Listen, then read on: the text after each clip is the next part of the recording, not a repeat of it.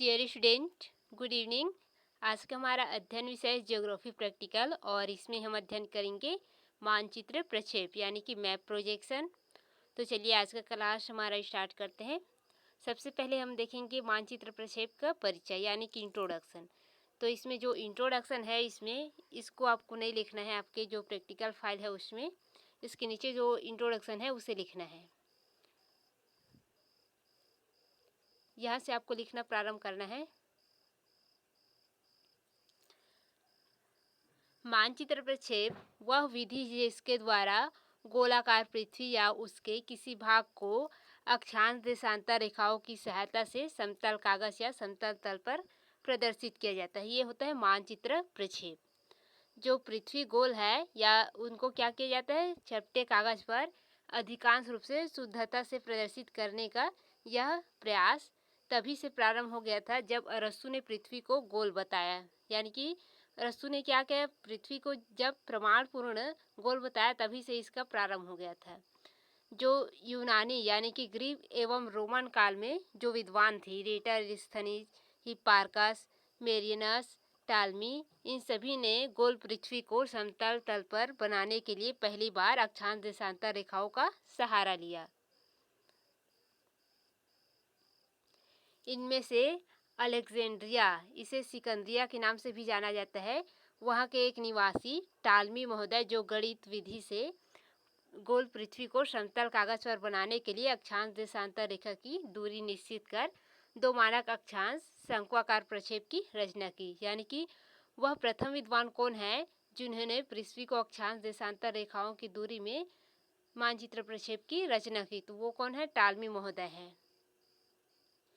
फिर है शुद्ध मानचित्र बनाने में पृथ्वी की गोलाई को ध्यान में रखकर मानचित्र बनाने की बात तभी से आधारभूत मानी जाती है जब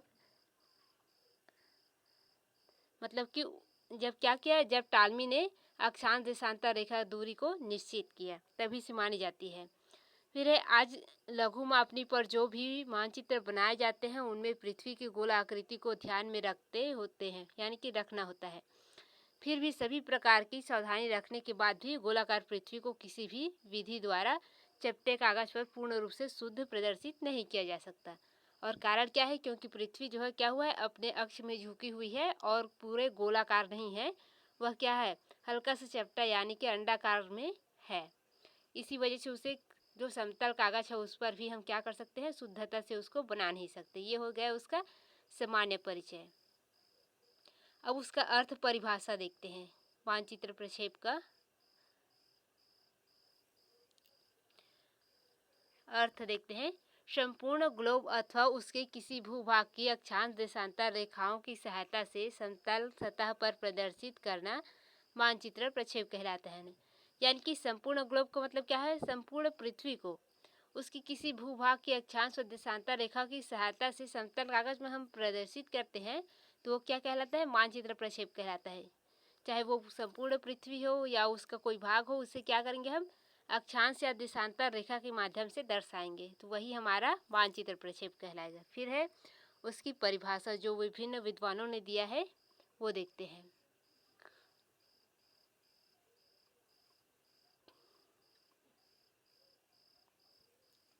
सबसे पहले है स्टेयर्स महोदय के अनुसार, उन्होंने मानचित्र प्रक्षेप यानी कि ग्लोब के अक्षांश व देशांतर रेखाओं को समतल कागज पर प्रदर्शित करने की एक विधि है। यानी कि उन्होंने क्या कहा है, जो मानचित्र प्रक्षेप है वो ग्लोब की जो अक्षांश व देशांतर रेखा है उसको समतल कागज पर प्रदर्शित करने की एक विधि बताया है। ग्लोब मतलब क्या होता है, जो संपूर्ण पृथ्वी को ग्लोब कहा जाता है, उसी को अक्षांश देशांतर रेखा के माध्यम से प्रदर्शित करने का एक प्रक्रिया या विधि बताया है उन्होंने।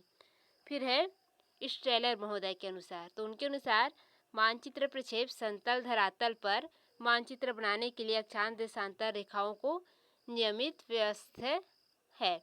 यानी कि जो मानचित्र प्रक्षेप है वो क्या है, धरातल को मानचित्र पर बनाने के लिए अक्षांश देशांतर रेखाओं की नियमित व्यवस्था है। यानी कि हम क्या किए हैं, जो अक्षांश व देशांतर रेखा है उसको नियमित रूप से वर्णित किए हैं, किसको दर्शाने के लिए, पृथ्वी को दर्शाने के लिए, ये कहा है। फिर है नेक्स्ट जो है परिभाषा है बायोट महोदय के अनुसार,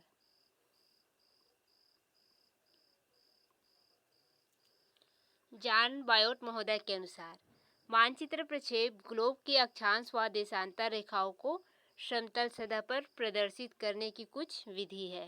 यानी कि इसमें क्या कहे है, जो धरातल की जो अक्षांश देशांतर रेखा है उसको समतल कागज पर प्रदर्शित करने की कुछ विधि है ये। फिर है मॉकहाउस के अनुसार, उनके अनुसार पृथ्वी के अक्षांश वृत्तों व यमनोत्तर का जाल यानी कि देशांतर रेखा को यमनोत्तर जाल कहा गया है, या रेखा जाल को जो समतल सतह है उस पर प्रदर्शित करने की जो विधि है वो मानचित्र प्रक्षेप है। यानी कि इसमें क्या कहा गया है, जो मॉकहाउस महोदय है वो पृथ्वी की जो अक्षांश देशांतर रेखाएं हैं या रेखा जाल है उसको क्या कर रहे हैं, समतल सतह पर प्रदर्शित करते हैं, वही क्या है, मानचित्र प्रक्षेप है।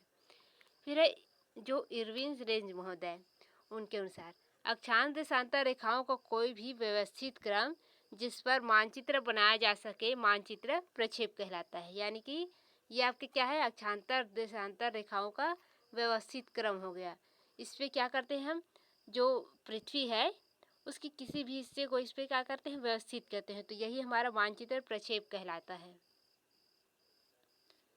फिर है मानचित्र प्रक्षेप के लक्षण या विशेषता भी कह सकते हैं इसको हम। प्रक्षेप शब्द की उत्पत्ति गोले या ग्लोब के किसी भाग को ज्यामिति विधि द्वारा किसी चपटे तल पर या समतल कागज भी कह सकते हैं उसको प्रक्षेप करने के लिए खोजी गई विधि द्वारा पड़ा है। यानी कि जो प्रक्षेप शब्द की उत्पत्ति है उसको यहाँ पर दर्शाया गया है कि प्रक्षेप की उत्पत्ति जो है गोले या ग्लोब के किसी भाग को ज्यामिति माध्यम से दर्शाने के लिए जो चपटे या जो समतल कागज का प्रयोग करते हैं उस पर प्रक्षेपण यानी कि वर्णित करने या उस पर क्या करने, उस पर दर्शाने के लिए खोजी गई एक विधि है। ग्लोब के रेखा जाल पर पड़ने वाले प्रकाश को 3 भिन्न भिन्न स्थितियों के अनुसार समतल धरातल पर बनाने वाली विभिन्न आकृतियों को निम्न नामों से पुकारा जाता है। यानी कि जो समतल कागज पर हम दर्शाते हैं आकृतियों को प्रक्षेप के माध्यम से, उनको 3 नाम दिया गया है। वो कौन कौन से हैं वो देखते हैं।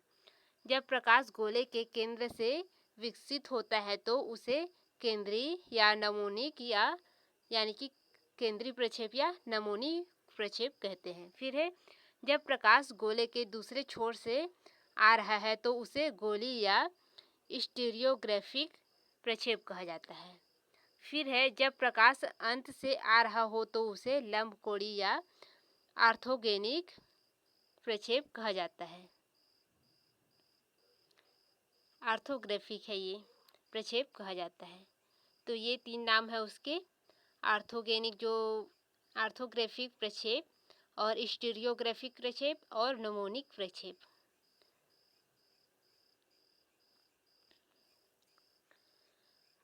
गोल पृथ्वी को किसी चपटे तल पर रेखा जाल में सभी गुणों को पूर्ण शुद्ध रूप से नहीं दर्शाया जा सकता। इसके अनेक विकृतियाँ आ जाती है, यानी कि कुछ समस्या आती है या कुछ इसमें क्या होता है, विकृतियाँ, मतलब इसके जो आकार है वो सही रूप से प्रदर्शित नहीं हो पाता। अतः जो प्रवास यह कहता है कि उनमें अधिक गुण या तर्क रखा तथा रेखा जाल शुद्ध रहे। यानी कि इसके जो गुण है उसका आकार वगैरह है या रेखा जाल है वो शुद्ध रखा जा सके। उदाहरण के लिए समक्षेत्र जो प्रक्षेप है इसमें प्रदेशों के क्षेत्रफल को सही रहते हैं, पर उसकी जो लंबाई चौड़ाई है और दिशा दूरी है इसमें क्या होता है, त्रुटि पाया जाता है। सभी गुणों में केंद्रीय भाग से बाहर की ओर जाने पर अशुद्धियां या विकृति बढ़ती जाती है, क्योंकि केंद्र को हम सही दर्शाते हैं लेकिन उससे दूरी आते ही उसका साइज कभी छोटा कर देते हैं, कभी ज़्यादा दूरी ले लेते हैं। इस प्रकार से हम क्या करते हैं, उसमें विकृति लाते जाते हैं। फिर है मानचित्र प्रक्षेप के प्रधान लक्षण, इसमें कौन कौन से उसके गुण या लक्षण है वो दिया गया है। तो इसमें जो लक्षण है वो देखते हैं। फर्स्ट लक्षण है उसका क्षेत्रफल की शुद्धता। इसमें क्या होता है, मानचित्र प्रक्षेप में जो क्षेत्रफल है लंबाई गुणी चौड़ाई वो शुद्ध होता है। फिर है शुद्ध आकृति, समरूपता या समाकृति। इसकी जो आकृति होती है वो क्या होती है, लगभग शुद्ध होती है। फिर है शुद्ध दूरी यानी कि मापने, इसमें दूरी क्या होती है, शुद्ध होती है और दिशा भी शुद्ध होती है। अधिक अधिक गुणों का सापेक्ष समावेश होता है इसमें, यानी कि ज़्यादातर गुणों का इसमें क्या होता है, स्थिति अनुसार सही इसमें दर्शाया जाता है। फिर है प्रमाणिक अक्षांश एवं मध्यवर्ती देशांतर की शुद्धता। इसमें अक्षांश व देशांतर रेखा की शुद्धता देखने को मिलती है। तो ये इसका वर्णन दिया हुआ है, क्षेत्रफल की शुद्धता यानी कि जो उसके लक्षण है उसका वर्णन है ये। इसको भी थोड़ा थोड़ा देखते चले जाते हैं। क्षेत्रफल की शुद्धता। क्षेत्रफल की शुद्धता मानचित्र प्रक्षेप का यह मुख्य लक्षण है। ये एक मुख्य लक्षण है इसका। ऐसे प्रक्षेप में पृथ्वी के जो गोले के उस भाग के क्षेत्रफल को मानचित्र में किसी भाग के क्षेत्रफल के बराबर होता है। ये इसका वर्णन है। तो इसका वर्णन जो है आप स्क्रीनशॉट कर लेंगे, क्योंकि इसे फाइल में लिखना है। इसका मुख्य जो वाइवा होता है उसमें केवल ये टॉपिक को पूछते हैं और इसको फाइल में हम वर्णित करते हैं ये टॉपिक को। ठीक है, तो आप ये टॉपिक याद रखेंगे, उसके कौन कौन से लक्षण होते हैं मानचित्र प्रक्षेप के, और फाइल में इसके जो व्याख्या है उसको लिख लेंगे। आप इसे स्क्रीनशॉट ले लीजिए, इसके बाद हम आगे अध्ययन करेंगे। क्षेत्रफल की शुद्धता फर्स्ट टॉपिक है, उसका लक्षण। फिर है शुद्ध आकृति समरूपता या सम आकृति, ये सेकंड उसकी लक्षण है। फिर है शुद्ध दूरी या मापनी। जो मानचित्र प्रक्षेप है उसकी दूरी या मापनी क्या होती है, इसमें शुद्ध होती है, क्योंकि ये इसमें अक्षांश और देशांतर रेखा के जाल के माध्यम से बनाई जाती है। तो इसे भी स्क्रीनशॉट कर लेंगे। ये तीसरा है। फिर ये वाला चौथा है, तो इसे भी स्क्रीनशॉट कर लीजिए। शुद्ध दिशा, उसमें क्या होता है, जो दिशा होती है वो शुद्ध होती है। फिर है 5वें नंबर का इसका लक्षण, अधिक अधिक गुणों का समावेश क्या होता है, सापेक्ष होता है, यानी कि इसमें जो वास्तविक स्थिति है उसको हम क्या कर सकते हैं, अधिक से अधिक प्रदर्शित कर सकते हैं इस डायग्राम में अक्षांश व देशांतर रेखा के माध्यम से। तो ये इसका एक गुण हो गया। फिर है प्रमाणिक अक्षांश एवं मध्यवर्ती देशांतर की शुद्धता है, ये इसका एक मुख्य गुण है। तो इन सब को आप स्क्रीनशॉट करते चलेंगे। ये भी उसी का भाग है, उसके गुण का। फिर अब आगे बढ़ते हैं हम मानचित्र प्रक्षेप के प्रकार में।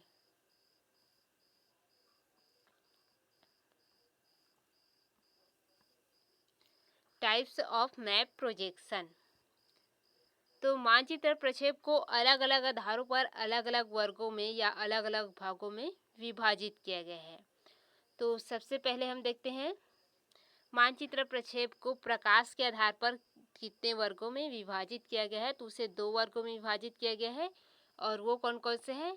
फर्स्ट है संदर्श मानचित्र प्रक्षेप, यानी कि पर्सपेक्टिव मैप प्रोजेक्शन, ये फर्स्ट है। और वह जो है असंदर्श मानचित्र प्रक्षेप, नॉन पर्सपेक्टिव मैप प्रोजेक्शन। तो पहले संदर्श मानचित्र प्रक्षेप को देख लेते हैं, फिर आगे इसका डायग्राम और इसका कंप्लीट व्याख्या भी पेज में ऐड है, उसे आप स्क्रीनशॉट करेंगे। पहले इसके बारे में थोड़ा थोड़ा सा पढ़ लेते हैं ताकि आप वाइवा वगैरह में पूछे तो बता सकें। तो ये संदर्श मानचित्र प्रक्षेप क्या है ये देखते हैं।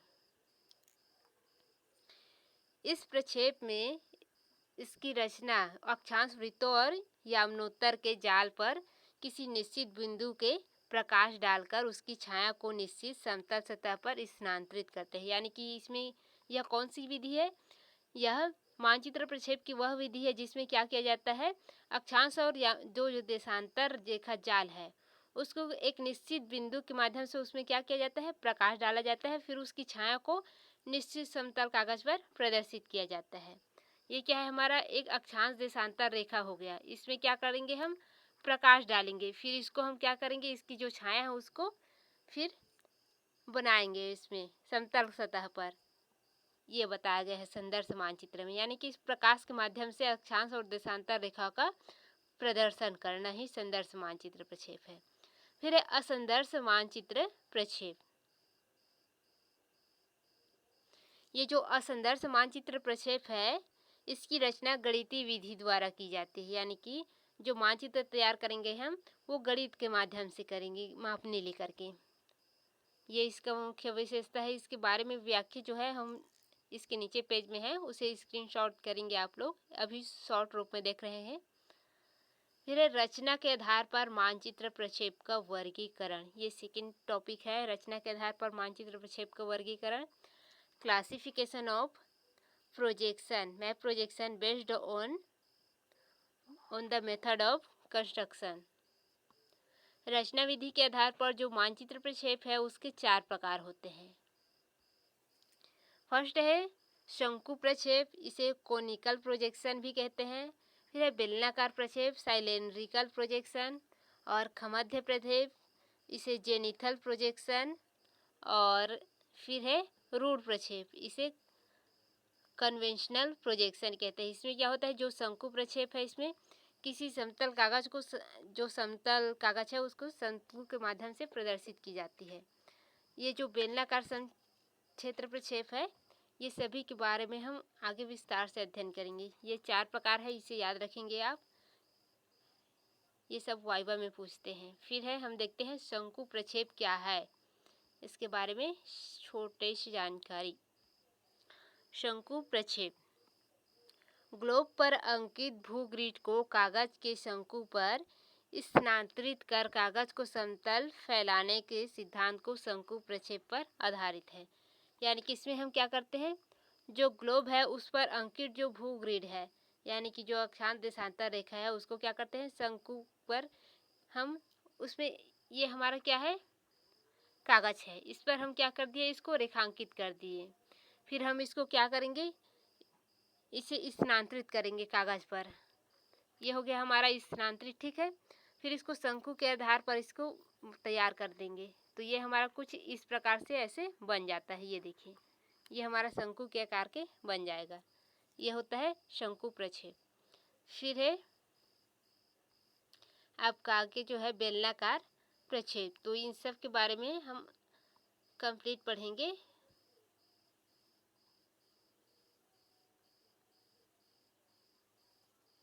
अब उसके जो प्रकार है उसको पढ़ते हैं। शंकु प्रक्षेप के कुछ और प्रकार है वो, तो शंकु प्रक्षेप के जो प्रकार है उसमें है एक मानक अक्षांश वाला साधारण शंकु प्रक्षेप। ये सभी जो है वो कटी हुई है, इसको नहीं लिखना है आपको, वो दूसरा पेज का है।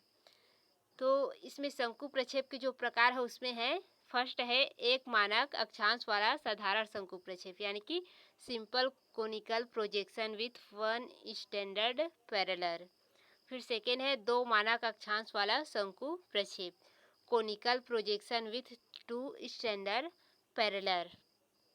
फिर है बोन प्रक्षेप, ये शंकु प्रक्षेप के ही प्रकार है, इसे बोन्स प्रोजेक्शन के नाम से जाना जाता है। फिर बहुशंकु प्रक्षेप, पॉलीकोनिकल प्रोजेक्शन। फिर है अंतर्राष्ट्रीय प्रक्षेप, इंटरनेशनल प्रोजेक्शन। ये 5 प्रकार के होते हैं जो शंकु प्रक्षेप है उसके प्रकार है ये। फिर है मध्य अक्षांशों में स्थित छोटे छोटे देशों के मानचित्र बनाने के लिए शंकु प्रक्षेप का प्रयोग किया जाता है। यानी कि शंकु प्रक्षेप का प्रयोग कब किया जाता है, तो इसे मुख्य रूप से याद रखेंगे, ये बहुत ही इम्पोर्टेंट है इसका प्रयोग। ये आपका प्रयोग है, मध्य अक्षांशों में स्थित जो छोटे देश है उनको प्रदर्शित करने के लिए मानचित्र प्रक्षेप में शंकु प्रक्षेप का प्रयोग किया जाता है। ये आपका मेन टॉपिक है, वाइवा में पूछे जाते हैं। फिर है अब हम आते हैं सेकेंड टाइप में, बेलनाकार प्रक्षेप में। ये हमारा सेकेंड प्रकार है, शंकु के बाद सेकेंड बेलनाकार प्रक्षेप। कागज के खोखले बेलन की बाह्य सतह पर भूग्रिड प्रक्षेपित करने के उपरांत बेलन के कागज को सपाट फैलाने से प्राप्त अक्षांश व देशांतर रेखा जाल को बेलनाकार प्रक्षेप कहते हैं। यानी कि हम क्या करेंगे, एक कागज का खोखला बेलन बना लेंगे, उस पर क्या करेंगे, भूग्रिड बनाएंगे, यानी कि अक्षांश देशांतर रेखा इसमें प्रदर्शित करेंगे। फिर इसको फैला देंगे, तो उसमें जो जाल बनेगा अक्षांश देशांतर रेखा का, वही हमारा क्या कहलाता है, बेलनाकार प्रक्षेप। ये किस प्रकार से होता है, बेलनाकार प्रक्षेप जो है वो होता है, ये देखिए, ये हम ले लिए एक बॉक्स, फिर हमारा इसमें क्या बन गया, ये देखिए इसमें ये बन गया तो ये जो हमारा बनता है यही हमारा बेलनाकार प्रक्षेप कहलाता है। इसमें फिर हम क्या करते हैं, RF डालते हैं, इसका प्रदर्शक भिन्न, तो ये होता है बेलनाकार प्रक्षेप। फिर बेलनाकार प्रक्षेप का भी कुछ उप प्रकार है, जैसे शंकु प्रक्षेप का पढ़े हैं तो उसको भी देखते हैं। बेलनाकार प्रक्षेप को भी निम्न उप विभागों में बांटा गया है। वो कौन कौन से हैं? साधारण बेलनाकार प्रक्षेप, सिंपल सिलेंड्रिकल प्रोजेक्शन, फिर है बेलनाकार समक्षेत्र प्रक्षेप, इसे क्या कहते हैं, सिलेंड्रिकल इक्वल एरिया प्रोजेक्शन, फिर है मर्केटर प्रोजेक्शन। मर्केटर प्रोजेक्शन के बाद है गाल त्रिम्यू प्रोजेक्शन। ये क्या है आपका बेलनाकार प्रक्षेप का उपविभाग है। जैसे शंकुकार का हम 5 देखे हैं, वैसे ही बेलनाकार का 4 है। ठीक है, अब इसका उपयोग देख लेते हैं। तो जो आपका बेलनाकार जो मानचित्र प्रक्षेप है उसका जो उपयोग है, ये भी IMP है, इसे भी पूछते हैं वाइवा में। इस प्रक्षेप का उपयोग भूमध्य रेखीय सीमित क्षेत्रों के मानचित्र को बनाने के लिए किया जाता है। ठीक है, अब हम तीसरे टाइप में देखते हैं मध्य प्रक्षेप जेनिथल प्रोजेक्शन के बारे में।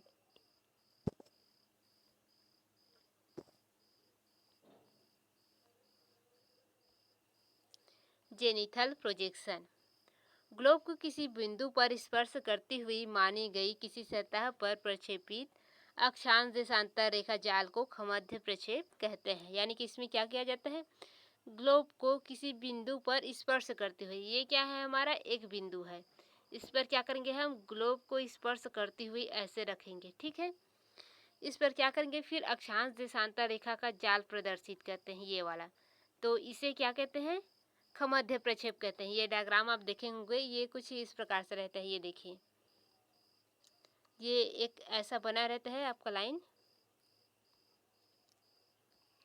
ये आपका लाइन हो गया। फिर इस पे क्या करेंगे, एक ग्लोब बना रहता है, ये ऐसा, फिर इस पर अक्षांश देशांतर रेखा का जो है जाल बना रहता है।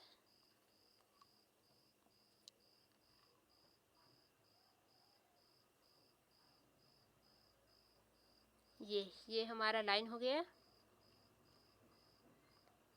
कुछ इसी टाइप से रहता है, आपके बुक वगैरह में दिखाएंगे, आगे लास्ट में है इसके पेज के, उसको स्क्रीनशॉट कर लेंगे। मध्य प्रक्षेप को नेत्र स्थान की स्थिति के अनुसार उसे कई भागों में विभाजित किया जा सकता है। यानी कि इसको हम कई भागों में विभाजित कर सकते हैं, जैसे कि इस प्रकार से हम उसको विभाजित किए थे, ऐसे ही। मध्य प्रक्षेप की रचना करते समय यदि नेत्र स्थान की स्थिति ग्लोब के केंद्र पर होती है तो उसे केंद्रक या नभांकित प्रक्षेप कहते हैं, और यदि प्रक्षेप केंद्र के व्यास सम्मुख बिंदु पर नेत्र स्थान की स्थिति में होने पर उसे क्या कहते हैं, त्रिम्यू प्रक्षेप कहा जाता है। जब प्रक्षेप केंद्र तथा ग्लोब के केंद्र को मिलाते हुए आगे बढ़ाकर व्यास पर स्थित किसी अनंत दूरी वाले बिंदु पर नेत्र स्थान होने पर लंबवत कोणीय प्रक्षेप कहते हैं। यानी कि इसका अलग अलग नाम भी है, तो इसे भी याद रखेंगे, यदि वाइवा में पूछ सकते हैं तो इसे स्क्रीनशॉट कर लेंगे आप लोग। ये यहाँ से प्रारंभ है यहाँ तक की।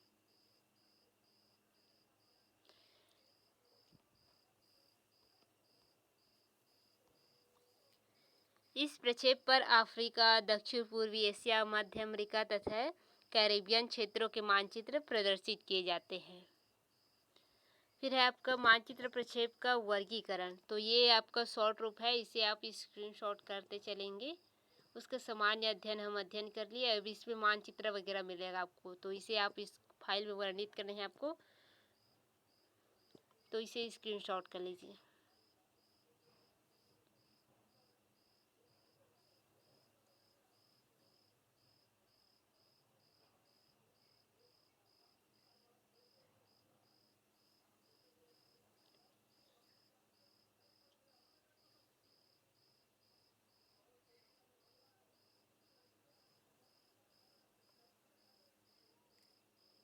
ये देखिए, इसका डायग्राम वगैरह भी आ गया आपका शंकु प्रक्षेप वगैरह का।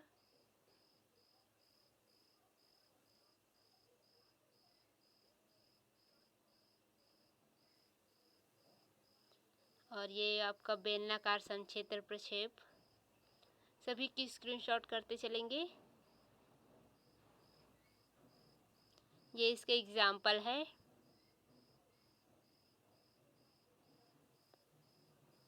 और ये इसका डायग्राम है, इसे भी स्क्रीनशॉट कर लेंगे।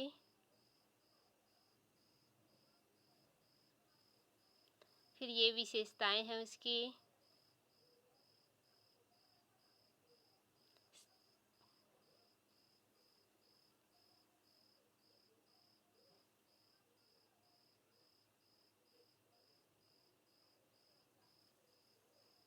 इसमें कुछ टॉपिक जो है वो नहीं दिया है, क्योंकि बुक्स जो है हम अलग अलग बुक से उठाए हैं ये कंटेंट, तो जो छूट गया है उसे भी हम आपको सेंड कर देंगे। आप कृपया जो डिस्क्रिप्शन बॉक्स में जो ग्रुप का लिंक दिया हुआ है या हमारे जो चैनल है उस पर ग्रुप का लिंक है व्हाट्सएप ग्रुप का, उसमें ज्वाइन हो जाएंगे और कमेंट करेंगे तो मिल जाएगा। फिर ये आगे आपका मर्केटर प्रक्षेप, इन सभी को आप स्क्रीनशॉट कर लीजिए।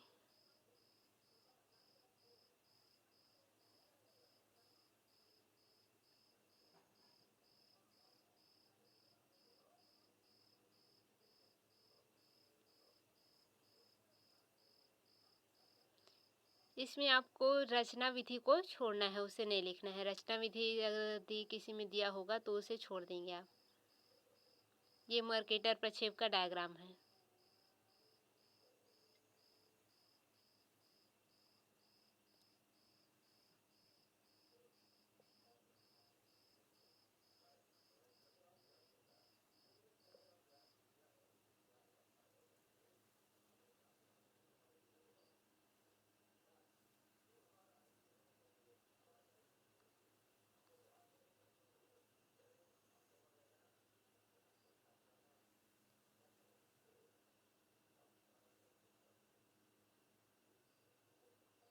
ये आपका 2 मानक अक्षांश वाला डायग्राम है।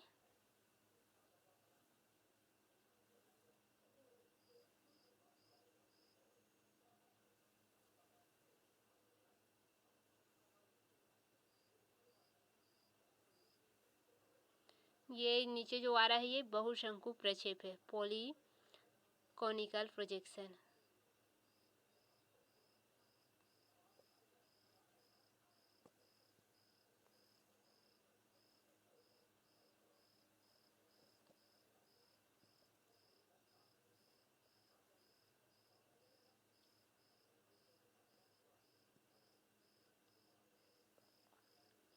ये हो गया आपका कंप्लीट। यदि और किसी टॉपिक में चाहिए तो कृपया कमेंट करेंगे।